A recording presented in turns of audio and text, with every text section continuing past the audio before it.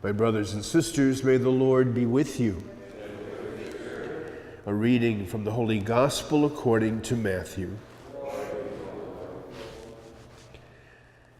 Jesus made the disciples get into a boat and proceed him to the other side of the sea, while he dismissed the crowds. After doing so, he went up on the mountain by himself to pray. When it was evening, he was there alone. Meanwhile, the boat, already a few miles offshore, was being tossed about by the waves, for the wind was against it. During the fourth watch of the night, he came forward towards them, walking on the sea. When the disciples saw him walking on the sea, they were terrified. "It is a ghost," they said, and they cried out in fear. At once Jesus spoke to them, "Take courage, it is I. Do not be afraid." Peter said to him in reply, "Lord, if it is you, command me to come to you on the water." He said, "Come." Peter got out of the boat and began to walk on the water toward Jesus. But when he saw how strong the wind was, he became frightened, and beginning to sink, he cried out, "Lord, save me." Immediately Jesus stretched out his hand and caught him and said to him, "O you of little faith, why did you doubt?" After they got into the boat, the wind died down, and those who were in the boat did him homage, saying, "Truly you are the Son of God." After making the crossing, they came to land at Gennesareth. When the men of that place recognized him, they sent word to all the surrounding country.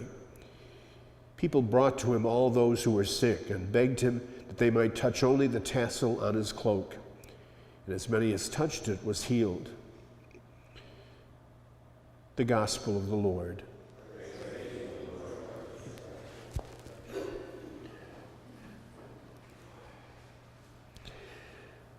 Scholars, in examining and looking at the four Gospel accounts, come to a conclusion in many instances where there are some very subtle signs of authenticity present in the midst of the Gospel story.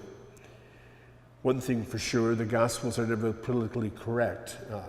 In a culture and society where women were seen to be second-class citizens, the last person you would have to be authentic witness of that which is the most pivotal foundation of the whole plan of Jesus, the resurrection event, would be a woman. And yet it is a woman, Mary Magdalene, who becomes the first witness to the faith. And you would think also that, especially for an early church attempting to kind of give itself some sense of authority and place and position in the world, that you would always show your leadership as the most courageous, the most important, the most strong in faith.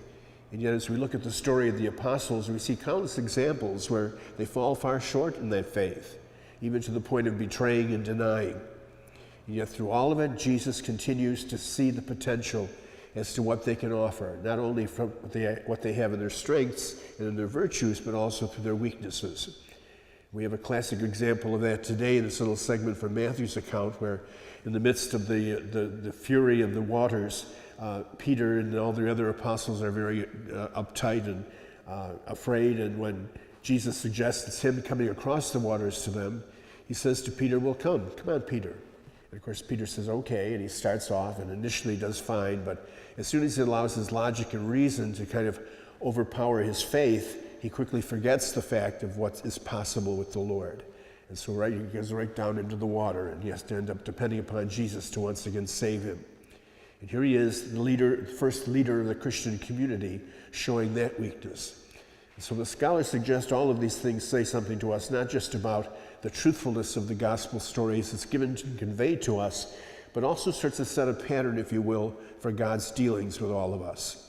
We heard in their first reading this morning from the book of Numbers about how Miriam and Aaron are kind of jealous of the fact that Moses seems to have first dibs on God's communication and on God's relationship, even to the point of complaining about the fact that we too are leaders. How come we don't have the same thing?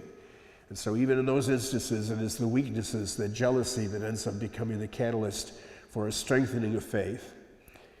All of us in our own journeys also sometimes flounder and fall. We say we're strong in faith, and then we find ourselves wavering, and certain things happen in our lives or in the people's lives around us, and we find ourselves questioning, is he really here with us? Does he really understand us? Is he really helping us?